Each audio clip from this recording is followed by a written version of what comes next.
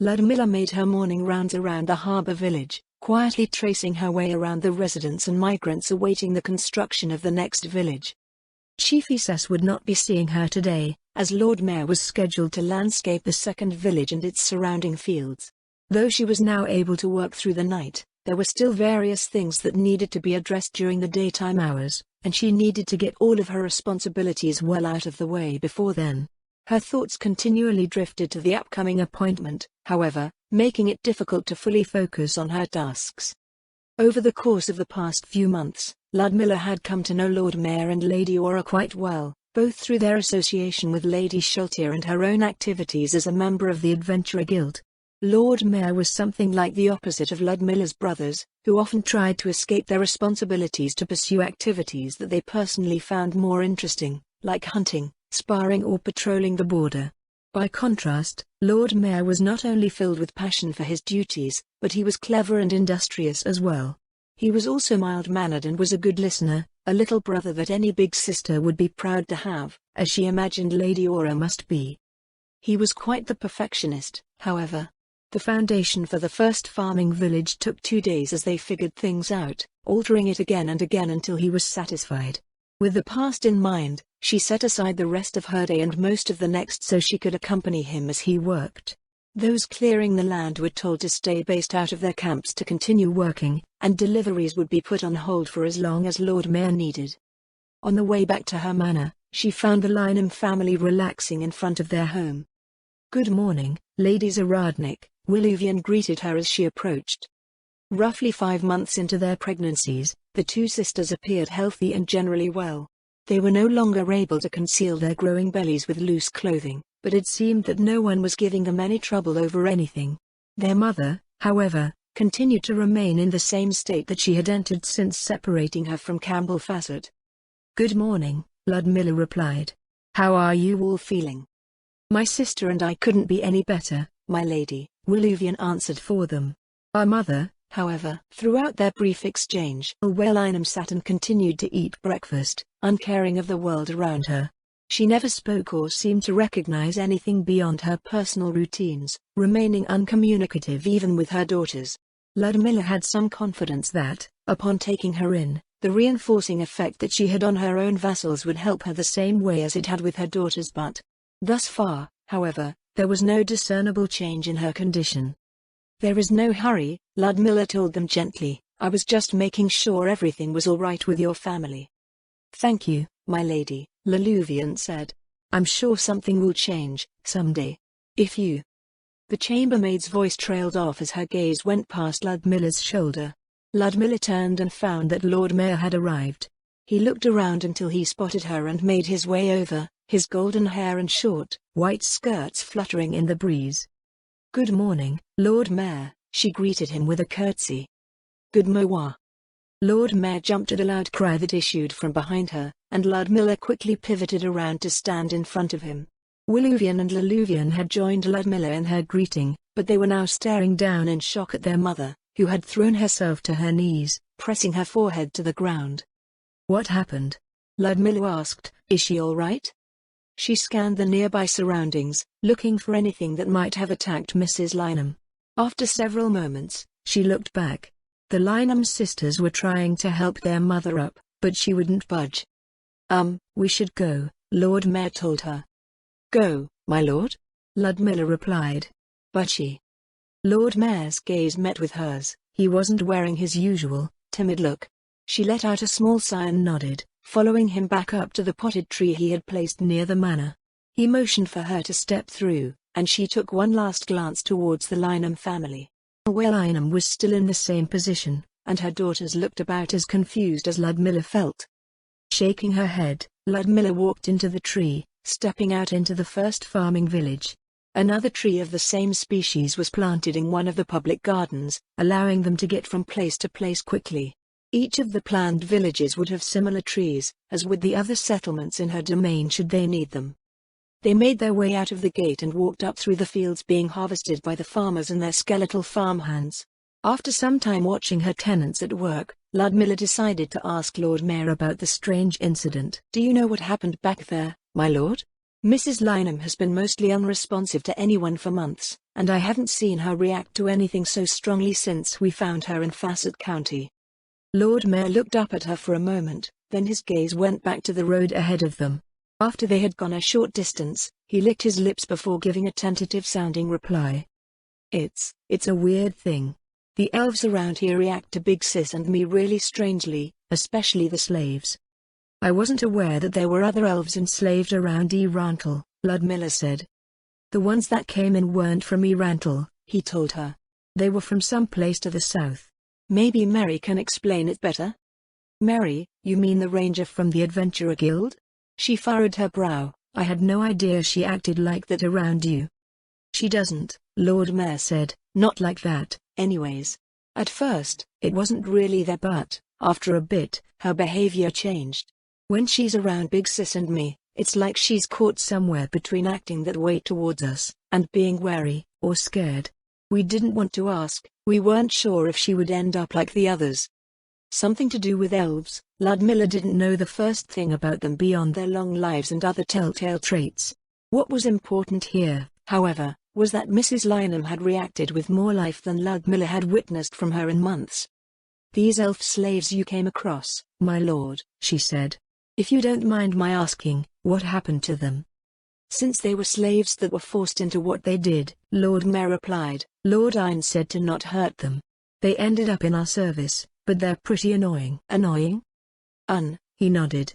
They're all aggressively servile, and they won't leave us to do our own stuff at home. They try making me wear pants, and they keep encouraging Big Sis to wear dresses as well. What's wrong with them? Seriously. Lady Aura dislikes dresses. She doesn't hate them, she's just more comfortable wearing what she usually does. But they won't leave you alone, you know. They try to dress you up and feed you, and they hang around you all the time commenting on everything. Lord Ine said that we're not allowed to get rid of them, either. They sound a bit like Amelia, Ludmilla smirked. Out of curiosity, are they those women Lady Aura seems to always grumble about?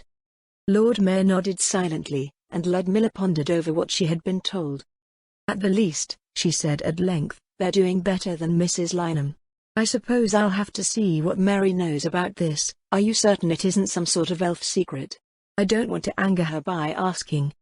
We have no idea what it is, really, he said, and the elves serving us don't want to say anything about it. They're always more concerned about taking care of us. Maybe they're actually like Mary, there's something that scares them, but they're scared to even say what it is. Ludmilla couldn't imagine what they could possibly be so fearful about. She would ask Mary about it at some point, but it appeared that she would need to be careful about it. They reached the first section of cleared forest. Overall, the work was now well past the place where the fourth town would be. The arrival of the golems sped things up immensely, both with harvesting trees and transporting them to the timber yard on the flats. Each of the prepared sections covered roughly the same area as the first farming village and its surrounding terraces. A strip of forest 1 kilometer in width divided each, stretching all the way from the forests further up the valley slope, to the edge of the floodplain below. Lord Mayor stopped and reached into his inventory, pulling out several sheets of parchment. Has anything changed since you came up with this? He asked as he looked through them. Ludmilla looked down at the parchments with him, confirming that the maps and the changes detailed upon them were current. The terraces of the first farming village would continue up the entire valley, running through the strip of her domain allocated for cultivating agricultural crops. The sections of forest between them would be mostly left as they were, save for slight modifications to ensure that runoff would flow into a brook going down the midst of each. It looks accurate, my lord, she said after they examined all of the pages. Oh, okay, be careful where you stand. Actually, would you like to come with me? Where are you going? I'll be working from above, he said, so you can fly up with me and make sure things are going the right way. Is there anything special that I need to do? She asked. No, he answered, I'll just cast the spell and you can follow me around. Very well, my lord. Fly. Lord Mayor cast the spell, then cast it again on her. She watched him fly upwards, then she looked down at her boots, which were still planted on the ground. Lord Mayor floated back down to her. I'm not flying you, he told her. You're flying you. How does that work, my lord? Lord Mayor leaned over from where he was floating, extending a hand towards her. Ludmilla reached out and clasped it. His grip tightened. Huh? The sky and the ground were taking turns entering her vision. The fact that he had held her with one hand sent her spinning through the air like a clay shingle as she rapidly ascended over the veil. Her entire body had turned as stiff as a wooden plank, not even allowing a breath to escape. The scenery continued to whirl around her as she tried making sense of what was going on. Does this qualify as something weird? Maybe I should mention this to Lady Aura. The first thing she needed to do was relax and start breathing again. Secondly, she needed to stop spinning before her breakfast came out. Fortunately, the mere thought of control started slowing her. She was slightly higher than the western crest of the veil by the time her ascent leveled out. Her head continued spinning long after she stopped. Catching her breath as she stood stationary in the air, Ludmilla looked around. What she saw wasn't all that different from when she looked down at her home from the ridge of the valley, which was vaguely disappointing. The idea that she had some sort of strange control over her movements through the air seemed to prevent the sense of vertigo that she might have normally had from looking down off of a cliff.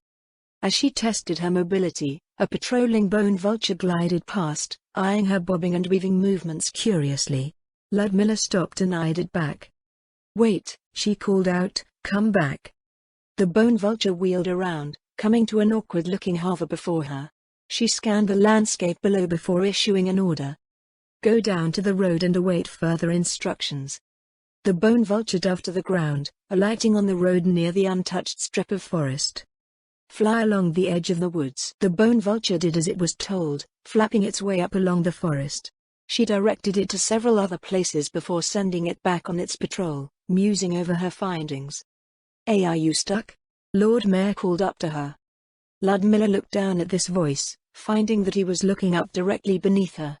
She drew her skirts tightly around her knees before willing herself downwards. When she tried to stop at Lord Mayor's altitude, she plummeted straight past him. It wasn't until she had descended another 100 meters or so that she finally reversed direction to fly back up beside him. "Flight spells have a maximum regular speed," he told her.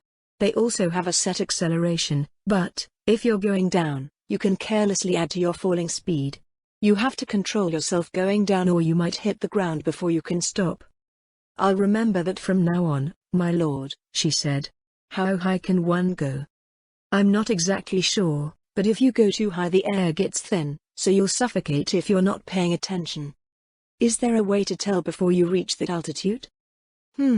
Lord Mayor looked around, then pointed to the southwest, about twice as high as this mountain range. "You might start finding it hard to breathe. It gets colder, too. If you keep going up, it just gets worse, and you'll die before you drop back down to a safe altitude. Some things can fly really high without problems, but species that live at regular altitudes or underground will be in big trouble. I guess if you have a spell or magic item that lets you breathe up there you'll be okay. Also, something that will keep you from freezing." "I probably won't have any reason to fly that high," she said. "I was just curious."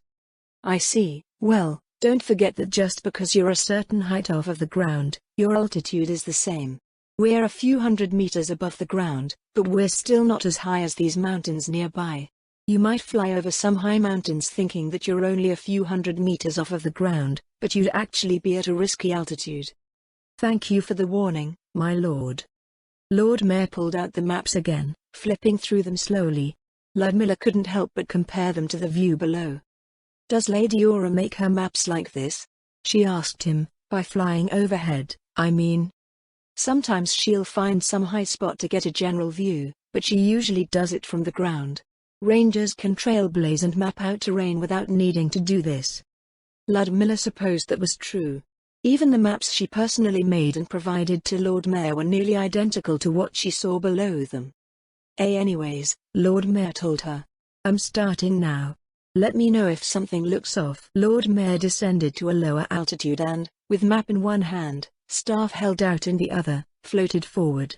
Below, the soil rippled and flowed like a river current over the terrain. The terraces started to take shape, exactly how they appeared on the plans. "What do I do with all of these boulders?" Lord Mayor asked. "I'd like to put them aside to be used for masonry if possible, my lord," Ludmilla answered. Huge boulders floated to the surface of the soil like chips of wood in water. The waves of earth deposited them on the side of the old road. Lord Mayor continued on his way, shaping the land before him. She could only shake her head silently as she followed, trying to figure out how much time her laborers would require to accomplish what was done in a single wave of his staff. According to Clara, Corlin Harbor's foundations were laid in the same fashion, saving even her tremendous labor force years of time. After a few hours of flying back and forth over the land, Lord Mayor stopped at a stretch of exposed granite. My lord? Lord Mayor looked down at the map. This is pretty near to where the village is supposed to be, he told her, pointing down towards the site with his staff. There's bedrock close to the surface here. I'm not sure how wide of an area it covers. How will this affect your work? I can use it to build up the village foundation, then any excess I can draw out along the roads. We're going to have to find soil somewhere to make up for it if it turns out that the entire area is like this. I'm barely keeping up with what you're saying, my lord, but let me know if there's a shortfall that needs to be addressed. All right.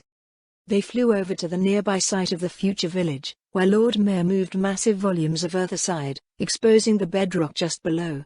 Now that she understood what he was referring to, Ludmilla started to consider the problem. Do you have any suggestions for where we could take soil from nearby? She asked. The valley floor should be the most obvious place to find soil, he answered. The river carries dirt along with it from upstream, depositing it in the marshes here during the flood season. We'll also get some from leveling out the terraces.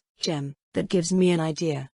Ludmilla followed Lord Mayor back to where he had started, and he pushed the soil aside to expose the bedrock beneath. Starting from the upper terrace, he shaped a length of it into a great stone trough, then filled it with soil. How does that look? He asked. Is this how you made the training area, my lord? The upper levels, yes, he nodded. I used earth surge to move the soil out of the way, then shape stone to roughly fashion the passages before covering it all up again. Deeper underground, I have to use different methods. I think I understand what you'll be doing, she said. Does this also mean excess rains will be directed into the forests dividing the village plots? He nodded. Then the runoff will flow down to the floodplain from there. That way, your terraces won't erode as quickly. Actually, if the soil builds up enough from all of the enriched growth, you won't see much change at all. In that case, I believe it's an excellent idea, Lord Mayor. Okay. He continued working, shaping the improved terraces as they flew along. The excess stone was collected into the village's raised foundations, as well as a wide stone pathway where the old road once was. After a few more hours, the landscaping was mostly done, save for the bottom terraces, where they had run out of topsoil. I need more dirt now. Having had time to think on what to do, Ludmilla ended up with something she hadn't considered before. Lord Cocytus said that some of the lake species need deeper water, she said. Do you think it would be possible to take soil from the northern third of the floodplain in preparation for that? It doesn't have to be all at once, just any time we need soil for the rest of the development along this strip. Are there any rare plants there? Lord Mayor asked. Not that I know of, Ludmilla replied. The plants that grow in the floodplain can be found in any part of it. To be sure, how about we bring soil over from the next clearing for now? The lizardmen sent over by Lord Cocytus are surveying the area, so they should have a full report by the time the last couple of village plots are ready to be landscaped. That way, we'll know for certain. They flew over to the north end of the clearing, and Lord Mayor channeled soil through the space in the next forest strip where the old road was. He finished filling the terraces, and they then flew over to the village foundations. He rubbed his chin in thought before asking another question. Did you find any problems with the way the last village turned out? So far, I haven't discovered any sort of perfect defense, she said. Evocation and other spells that deliver energy-type damage are not a problem at that tier, but physical assaults and certain summoned beings can still do tremendous damage. From what I've studied of magic so far, I'm afraid that all I can do in terms of passive measures is make it as difficult as possible to destroy the village. My only active ones at present are to remove casters from the field before they come within range, or have our own casters ready to counter them. We have the same problem in Irantal. Lord Mayor frowned down at the bare stone below. The local materials are just too weak, so our solution is basically the same as yours. Demiurge says that projection is key, and enemies that teleport in will just have to be intercepted as quickly as possible. It takes too much mana to constantly maintain defensive magics over anything but the most important parts of the city. I see. I'll continue exploring the problem as time passes, but, for the time being, there are no other issues with the first village that I can think of, my lord. Oh, okay. Did you want the improved sewer system? Improved? He nodded. I fixed some things up and made better placements for traps and monsters. Do you mean to say that the sewers under the first village are the same ones that started appearing in the training area shortly after? Why, yes. It was a good opportunity to figure out what a realistic sewer system would be like. My only example before that was the old ones under Erantal. It has a bunch of problems, but I didn't think that it was a good idea to mess with it. No wonder he took 2 days. Ludmilla hoped that none of the adventurers would blame her for that if they found out about it. Lord Mayor continued to look at her, awaiting an answer. Just to be certain, Ludmilla asked, there aren't any giant crocodiles under the first village, are there? The ones in the training area are just summons, Lord Mayor answered. If you want some of your own, you'll have to tame them from somewhere. She looked down at the bare layout of the area, thinking of ways by which she might be able to improve the design of the village. Considering that there was probably no immediate solution to hardening the village to powerful magical attacks. Is it possible to incorporate some sort of shelter for the villagers if they're being bombarded with magic? It can be placed under the market square and villagers would be able to access it from their homes by going into the sewers. In the event that it isn't enough, the sewer outlet can be widened so that they can follow it down to the floodplain. Some of those one-way passages that are in the training area would be ideal to keep intruders from getting in through that route. I can do that, yes. Do you think that sort of design would be useful elsewhere? If you mean for the towns and villages around the duchy, it might be. With sufficient warning, the citizens can get to safety in time. The way that the escape route works would depend on where the settlement is. I guess I can show Demiurge later and see what he thinks about it.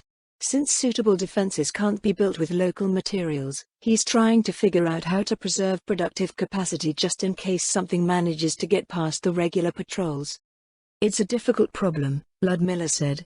Before the Sorceress Kingdom, I felt that having fortified positions capable of withstanding an extended siege would be sufficient. After I started to learn about magic, however, I don't understand how towns and cities aren't reduced to ashes by their enemies on a regular basis. There seems to be little in the way of an answer beyond matching strength with strength, and praying that your own lands don't suffer too harshly. Well, as far as we know, there aren't many nations in the area that are capable of that. Not on the scale that you're describing, anyways. That's a relief, I suppose, Ludmilla said. Even a single, disgruntled magic caster capable of third-tier magic could quickly lay waste to any one of the lowland villages, however. The consequences for Riestize's lack of investment in magic casters leaves me wondering how they've survived for so long, now that my understanding has reached this point. Not only was it disturbing in hindsight, it also left the duchy in a remarkably pitiful state when it came to common knowledge and the development of spells and items, something she resolved to remedy once she had the means. As Maya went about fashioning the sewers below the village, she continued to ponder the problem of defending against enemy spellcasters. How would you attack a village like this, my lord? She asked. If someone was careless enough to leave the stone unworked, I could just reshape it. I guess that's why you advised me to have that taken care of after you finished raising the first village. That's right, Lord Mayor nodded. The way you've designed these villages is pretty clever. Most area spells directly affect a limited radius, and things are spread out here that I'd only be able to get a few at a time with a single cast. These buildings are made out of big stone blocks and aren't built too tall, so it'll take a lot to shake them down. If someone attacks with enough power to destroy anything here, everyone elsewhere will hear it and escape. That was the hope, at least. During her studies of magic, it appeared that many spells that could affect an area were, in reality, quite small. As long as buildings were durable, spread out nicely, and not prone to collapsing or catching on fire, it became next to impossible for an attacking magic caster to cause extensive damage before her stationed defenses could respond. How long would that take? Lord Mayor clutched his staff closely as he looked down at the empty foundation. With my class skills and the right metamagics, it would take me dozens of casts to flatten the surface of this village. That's if you're building it like the first one. Storm of Vengeance has about 5 times the radius of Earthquake, but these buildings aren't flimsy like the ones Shiltir destroyed in Facet Town. The drainage is really good as well, so the acid would just get flushed out. Did you design it this way on purpose? I could destroy an army on the field for a fraction of the mana it would take to destroy this place. After figuring that there was no apparent way to have a perfectly defensible village, Ludmilla explained, I opted to design it in the most annoying way possible against prospective attackers. As a side benefit, it makes for a nice and spacious village with plenty of green spaces. Does anyone else make villages like this? He asked. Not that I know of, Ludmilla replied. I wouldn't even have considered designing something like this before learning about magic, and without our systems of labor, it would be exorbitantly expensive to build even if there was a source of materials nearby. What you commonly see in the lowlands should be the standard for Riestais. I see. Lord Mayor frowned down at the village plan. Hopefully other people don't do it this way, or it would be troublesome. Troublesome, my lord? I'm supposed to be the one that's good at area attacks, but towns and cities built this way would be a real pain to destroy. I should figure out how to do things better, but it's not like there's an easy way to practice. Hopefully I can ask Claudines before I need to do something like that for real. What threats would you consider when attacking? I guess the best way to explain it would be that every settlement should have zones of defense. A caster has to pass the outer zone, which consists of long-range patrols. The next zone would be the coverage from long-range physical attackers, like rangers. After that is the zone where enemy casters come into range. If you can cast at them, they can cast at you. Many spells have direct counters, but there's more than enough that don't, so I could just use those instead. The final layers of defense are protective magics and the structures themselves. How far could Lady Aura effectively attack an incoming mage? With direct fire? Maybe around 2 kilometers. Her accuracy might suffer at that range without using certain skills, but she has her pets that she can coordinate along with her attacks as well. 2 kilometers with direct fire? Ludmilla could only manage around 1/10 of that, at most. What sort of ridiculous bow did Lady Aura have? More to the point, how strong did one have to be to draw a bow that could power direct fire against targets 2 kilometers away? All sorts of questions started to pop up in her mind, and she filed them away for when she could ask her later. I suppose I'll have to figure out how to organize my defenses using that concept, Ludmilla said. The security forces leased out by the Central Administration are excellent when it comes to direct and open warfare, but I'm starting to see all sorts of holes that can be exploited due to their other shortfalls. Lord Mayor stopped his work, turning to look at her for a few moments before speaking. So you noticed. The royal court is aware of this, my lord? How do I say this? All else being equal, if you put a summon up against a person, the person should be stronger. A summon is just a summon, after all. They might have comparable stats to their opponent, but they lack the variety of skills, spells, abilities and martial arts that a real person has, and they also don't have the same extensive experience. The training area has generated a lot of data to make these comparisons.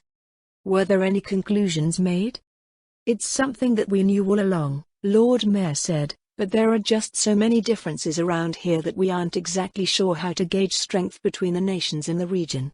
There's little worry when it comes to open war. As a whole, the region's equipment quality is poor, and there aren't many individuals who can match Death Knights and Soul Eaters, never mind fighting anything stronger. The main concern is that parts of the Sorceress Kingdom might suffer damage once in a while because of the holes that you noticed, since the bulk of our coverage is made up of those types of summons. Have there been any good solutions so far?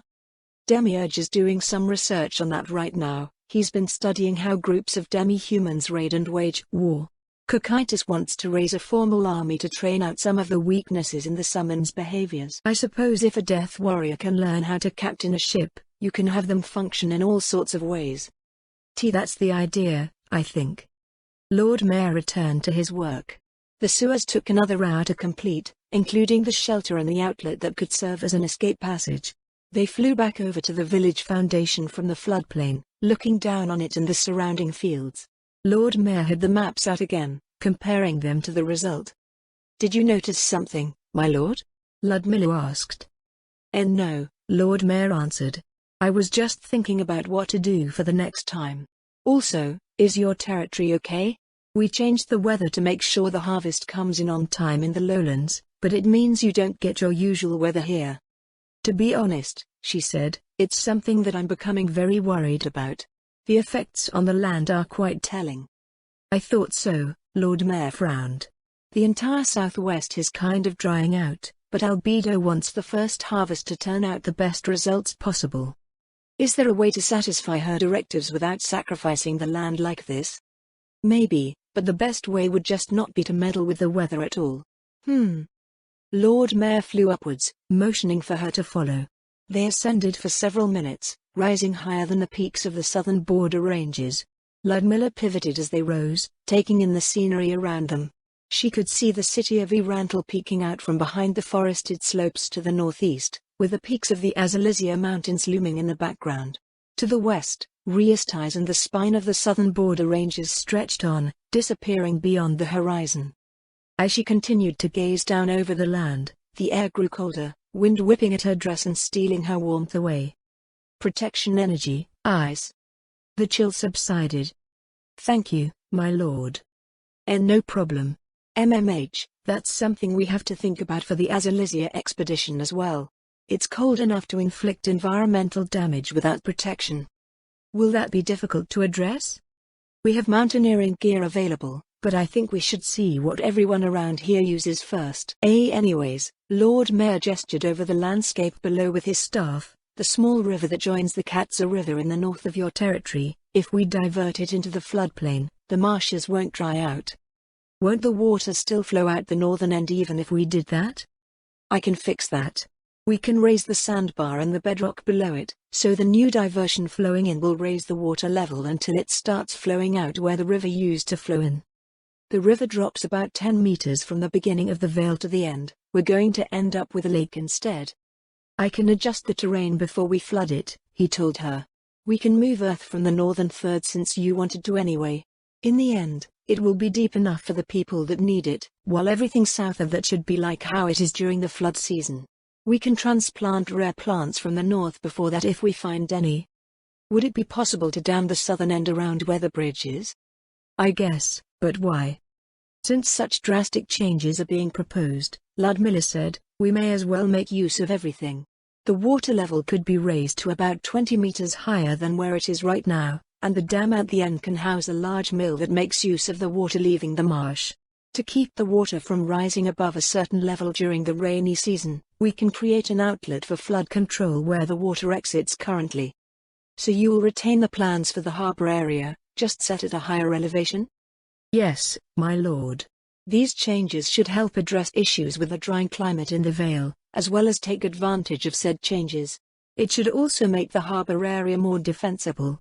All that remains is making sure there's enough water from the diverted river. It's currently dry due to the changes in the weather. Why, your vassals can take care of that, can't they? They can? Lord Mayor pointed towards the ranges on the other side of the Katza River, shrouded by clouds that she hadn't noticed from below. There are some people changing the weather over there to respond to the changes in climate. They're using the same spell that I am. He pivoted and swept his staff over to the lands west of Warden's Vale. The watershed for that river covers all of the land over there. If you send them out to make it rain all around there, the southwestern border will get the rain it's supposed to, and the river will return to normal. That way, you can benefit from the sunny weather in the Vale while keeping everything else from drying up. The Kronos did say that they would do anything she asked, but it still felt like an imposition. Or maybe not, as they saw her as the one charged with maintaining the natural balance of the area. This would certainly fall under that consideration. I'll see what they have to say about it, my lord. All right, I'll come by and make those changes some other day. I need to make sure my mana stays above a certain level in case I'm needed for something. Apologies for the inconvenience, my lord. She lowered her head. Will you be staying for a meal? Lord Mayor shook his head. I have to get back to the training area, he said. Mr. Reinsack is still working on that program for martial arts, so we're still raising adventurer levels while we wait. They should be needing new practice enemies soon. Were there any updates to the upcoming training expedition, by the way? Mary says that there's no way we can fit everything you've outlined in 2 weeks. We're going to be splitting up our expeditions into a few types. We'll start with basic exploration, then conduct focused studies on areas of interest that we find at a later date. The training expeditions will be reflecting those differences. I understand, my lord. In that case, shall I carry on with preparations for additional training expeditions in the area? Yes, make sure you have a few ready. We'll still be training for all the other stuff, just not right away. Very well, Ludmilla nodded. I shouldn't be taking up any more of your precious time. Thank you once again for your invaluable assistance, Lord Mayor. She curtsied respectfully and stood with her hands folded over her lap, awaiting his departure. He simply stood before her, staring back. My lord? We should land first. Oh. The keel of the Nar broke through the thick mists of the early morning, gliding against the river current towards the harbor. Ludmilla stood on the shore near the end of the pier, watching as the ship's sails were lowered. With the assistance of its skeletal oarsmen, the vessel was expertly guided in. The Death Warrior captain had become quite proficient at operating with its skeleton crew. At some point, someone had given it a strange sort of cap, of which it appeared to be quite proud. She never figured out where it had gotten the cap from, but it never seemed to leave the captain's head. She shifted her attention to the 2 figures standing at the bow of the ship, who she assumed were the passengers that she was waiting for. At the least, Ludmilla was hard-pressed to consider that they could be anyone else. Attired in black robes and draped in black mantles with black hoods that concealed their faces within dark shadows, they may well have just held up signs that had evil cultists scribed in bold upon them. The other passengers gave them a wide berth, lingering on the edges of the space reserved for them, and a tinge of annoyance colored her thoughts when she considered that they had all been stuck together on the ship for over a day.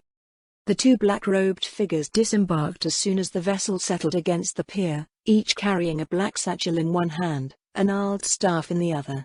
They made their way forward, the tapping of their staves on the wooden planks sounding in time with every other step. Morin bore side to her left. To her right, Nonna also sighed, though it was more likely because the 2 figures were slowing the transfer of passengers and cargo down. Ludmilla had to keep a conscious effort to refrain from leaning forward in an attempt to peer inside their cowls. After a whole minute, the pair's painfully slow procession ended as they came to stand before her. Welcome, Isabella. Morin stepped forward and spoke to the figure standing at the head of the pair. I have the pleasure of introducing you to. His voice trailed off into a frown, for Isabella was not paying him any attention whatsoever. The opening of her cowl pointed towards Nonna, and she leaned slowly forward. The bottom half of a pale face appeared. Like the dark cowl that framed her youthful, feminine features, the full lapes under her petite nose were painted black. Expecting perhaps an aged individual with a bent and withered appearance, Ludmilla was taken somewhat aback that the woman would actually be considered attractive by most. The black lips parted, and the pink tip of her tongue appeared. Isabella leaned even further forward, tongue worming out like a fleshy probe. Ludmilla snatched Nonna's arm, pulling the elder lich back and behind her. The woman snapped her head up and towards Ludmilla, expression transitioning from surprise to annoyance to anger. How dare you? Who are you to MMPH? I beg your forgiveness for my associate's improper conduct, my lady, Morin said as he struggled with the woman. They probably chose her to come first for appearances' sake. Appearances? Ludmilla was incredulous. She just tried to lick my lich. Forgive my poor imagination, but I really cannot think of anything stranger than that at this very moment. She released her hold on Nonna and turned to address the elder lich. Take care of yourself around these people, Ludmilla warned her. We have no idea where they have been. You might want to let the others know, as well. It will be done. Nonna walked in a wide circle around the restrained cultist. Isabella's eyes desperately followed the elder lich. Ow! Morin snatched his hand away from the woman's mouth. No, come back, she shouted. Damn it, Morin, get your hands off of me. You're still every bit the horny farm boy from years ago. What? Morin released her, but he continued blocking the way as Isabella tried to get past him to reach Nonna. Why are you in my way? That's an elder lich, she shouted. An elder lich, Morin. Our hopes and dreams are right in front of us. Wait, I know, you've been trying to hide this paradise from us this entire time. I bet you get your fill every day. Shame, Morin. Shame on you. Crazy necromantic cultist indeed. The only things Nonna tended to fill people with were statistics and projections. Ludmilla's gaze traveled over to the other figure that had arrived with Isabella. It hadn't moved since the commotion started, standing eerily still. "No. Don't fly away. You weigh." Nonna floated off towards the timber yard, and Isabella fell to her hands and knees with a sob. Several children from the families disembarking pointed at her, voicing their curiosity, and their parents pulled them away. It took several minutes for the downcast woman to return to her feet. Her soul scraped over the gravel as she shuffled back to join them. With her cowl pulled back after the brief struggle with Morin, Ludmilla saw that Isabella was a young woman with straight black hair and a generally well-kept appearance. In her current state, however, she had the look of a dead fish. "You are acquainted with one another?" Ludmilla asked. "Yes, my lady." Morin bobbed his head. "She was the member of the group that recruited me back at my old home." Based on the exchange between them, Ludmilla figured that she wouldn't have to think too hard about how this woman recruited people. "Isabella Aguado, my lady," she said in a flat, dead voice. "A pleasure to meet you." The end of her sentence dragged out, and Ludmilla turned her gaze to the second figure. The cowl started to tremble violently. This one wasn't going to explode, was it? Chase Chandler. She waited for a moment, but nothing further appeared to be forthcoming. "Welcome to Warden's Vale," she greeted them. "I am Baroness Ludmilla Zaradnik. Your accommodations have been readied in the first village west of here, so we should be on our way." She stepped aside and motioned for them to accompany her. Isabella pulled her cowl forward again, took 2 steps, then stopped. "We're walking?" she asked. "Yes? What kind of noble walks anyhow? Damn it, Morin. If this turns into a bruise, you're paying for my losses." "Are you some sort of merchant?" Ludmilla asked. "Yes, my lady," she replied. "I'm an artificer. That's the actual reason I was sent first. It wasn't because I was just a pretty face. Selling magic items was just a side thing, though. My real work was, well, you know, recruiting." "Yep, no, wait. I'm an esteemed member of Xenon. It's not my fault that men are so easy to reel in." "Is there any need to retain your affiliation now that you're in a place that won't persecute you for practicing necromancy?" Ludmilla asked as she led them across the front of the hill. "If any of your disparate branches conduct harmful activities outside of the Sorceress Kingdom, we may suffer political backlash for harboring your organization despite any claims that you share no direct association." "I figured the Sorceress Kingdom wouldn't even care, considering how powerful it is. Anyone looks at you funny and..." Isabella held her thumb out upside down in the air, making a squishing noise as she lowered it. "Right? The diplomatic and political stance of our government is not so unreasonable," Ludmilla told her. "In fact, most of our relations are amicable, or at least neutral. If your organization tarnishes our national image, you may be expelled." "Ah, really?" Isabella frowned. "Yes, really," Ludmilla replied. "I suppose that perception might be a bit colored in Rhea's ties." "That might be just a tiny bit of an understatement," Isabella snorted. "Still, I guess the places we came through looked disappointingly normal. Thought there'd be undead swarming all over the place. They are being kept mostly out of view since merchant traffic is still unfamiliar with how things are now. Out here, however, they will be a common sight. Considering your reaction to an elder lich, you weren't interested in the undead crew or the Death Knights?" "They were quite the sight, actually," Isabella said, "but the news that came back with the merchants who started coming from this direction made it sound like there were powerful undead everywhere you looked. I guess it felt like a whole lot of build-up for not much at all." "What about the city?" "Our instructions were to come straight here, without any detours." Ludmilla pondered the odd mix of obedience and willfulness in the other woman. Then again, perhaps it wasn't so odd. The stated objective of these Xenon members was to gain entry to the nation rather than a specific desire to live under her rule.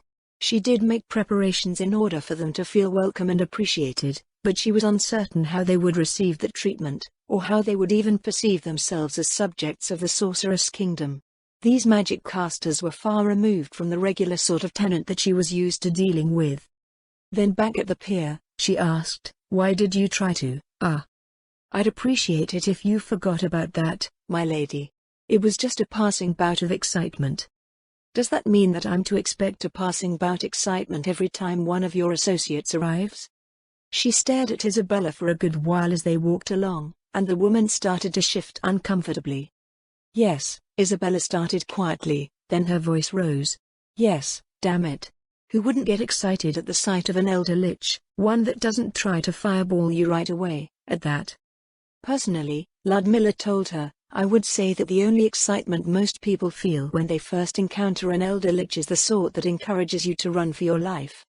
Plebeians, Isabella waved her hand dismissively. They don't understand what it means, how wondrous of an existence it is. They crossed the entrance to the harbour village, and Ludmilla called down a death knight to help carry their luggage before continuing on towards the bridge. Several men and women stared at the cloaked figures as they passed. Forgive this plebeian for her ignorance, Ludmilla said, but you will have to explain what it means to you and your associates. Isabella looked at her curiously for a moment before answering. It's a chance, she said. A chance? Yes, Isabella nodded. A chance to learn and study, to discover the secrets of lichdom. You realize that these elder liches are His Majesty's summons, yes? Better than the nothing we had before, Isabella told her. I'm sure every member of Xenon has thought about becoming an elder lich at least a few times. For most, it's more than just a thought, except it's decidedly difficult to study them when they actively try to kill you on sight. Was it really such a widespread goal? Bohdan had considered it a likely possibility for Fluda Paradine back when she had been entirely ignorant of events beyond her domain. I find that there is nothing wrong with being a human, Ludmilla said. Humans have to eat and sleep, Isabella replied. They get sick, grow old and die. Don't you want to live forever? It's not something I've considered, no. You live in a place full of the undead, Isabella furrowed her brow. How have you not considered it? I have a busy schedule. Busy? The woman laughed. If you were a mortal, you'd have all the time in the world. His Majesty's undead servants are always busy as well, so that assertion does not really stand up to scrutiny. My liege, Lady Shiltier, is also a busy woman. Lady Shiltier, some sort of undead lord? Isabella's brows drew together. I'll admit I've never heard of that before. My lady is a vampire, Ludmilla told her. Oh, I see how it is. You're just being complacent because you can just turn into a vampire at any time. Damn nobles have leeway no matter where they are, she muttered darkly, then peered at her suspiciously. Wait, you're not a vampire already, are you? Do I look like a vampire? I guess not. Still, us poor, unprivileged common folk have to find our own way, you know? We can't just bide our time until we feel like asking our vampire liege to turn us. I have never considered asking, Ludmilla said, neither has my lady made any mention of it. Huh? Isabella's brows drew together, and she gave Ludmilla a confused look. That's silly, why wouldn't you? Why wouldn't they? If there's a useful person, why wouldn't they keep them around forever? That's the first thing anyone in charge thinks about, right? Finding talented people and figuring out how to keep them. Maybe they're just not letting on because everyone would start begging for it. What about family? Undead cannot have children, can they? You nobles and your bloodlines, even if that's the case, all you need to do is have them as a human, right? Isabella gave her an appraising look. You're still young, you could probably pop out a dozen brats before you're 30.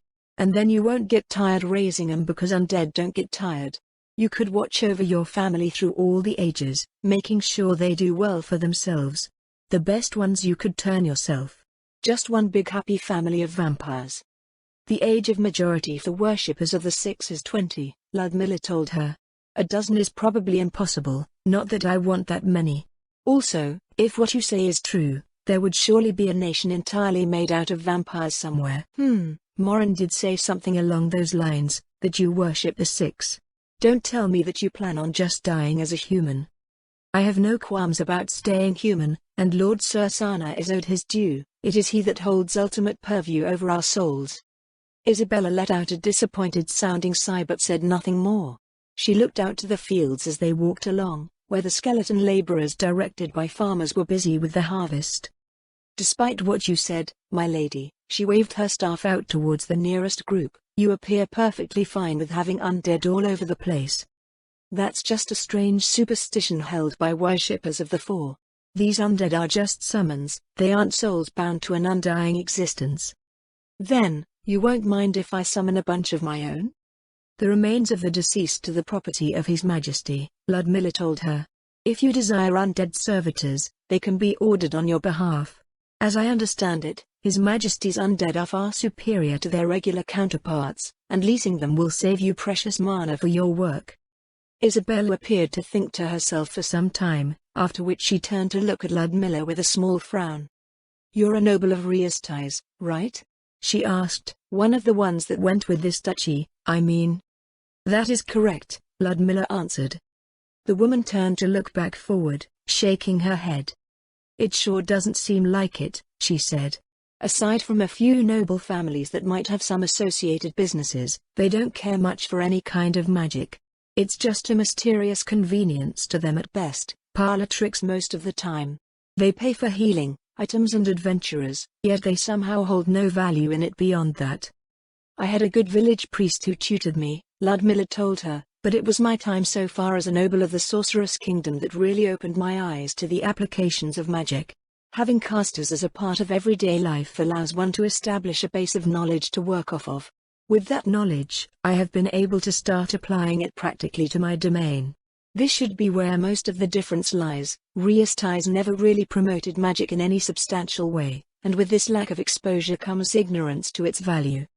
I don't know if it's just that, Isabella said. Well, I guess it's a pointless discussion now that I don't have to worry about those jerks anymore. Since you've carried our conversation in this direction, I'm guessing you want to get down to business then? I do, Ludmilla replied, but let's finish making our way to the village for now. We can begin discussing those matters in the comfort of your new workshop.